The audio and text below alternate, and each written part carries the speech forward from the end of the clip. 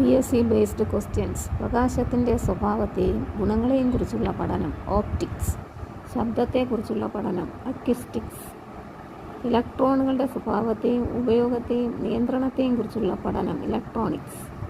ആറ്റങ്ങളുടെ ന്യൂക്ലിയസിനെയും അറ്റോമിക കണങ്ങളെയും കുറിച്ചുള്ള പഠനം nuclear physics. നിശ്ചലാവസ്ഥയിലുള്ള ദ്രവങ്ങളെക്കുറിച്ചുള്ള പഠനം ഹൈഡ്രോസ്റ്റാറ്റിക്സ്. ഖരാവസ്ഥയിലുള്ള പദാർത്ഥങ്ങളെക്കുറിച്ചുള്ള പഠനം സോളിഡ് സ്റ്റാറ്റ് ഫിസിക്സ്. വസ്തുവിൻ്റെ സ്വഭാവത്തെയും പ്രയോഗിക്കപ്പെടുന്ന ബലങ്ങളെയും കുറിച്ചുള്ള പഠനം മെക്കാനിക്സ്.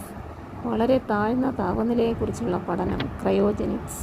താപം, താപനില എന്നിവയെക്കുറിച്ചും താപോർജ്ജം മറ്റ് ഊർജ്ജങ്ങളിലേക്ക് മാറുന്നതിനെയും കുറിച്ചുള്ള പഠനം തെർമോഡൈനാമിക്സ്. ചലനത്തെക്കുറിച്ചുള്ള പഠനം ഡൈനാമിക്സ്. ആകാശഗോളങ്ങളുടെ ഭൗതിക സ്വഭാവത്തെക്കുറിച്ചുള്ള പഠനം ആസ്ട്രോഫിസിക്സ്.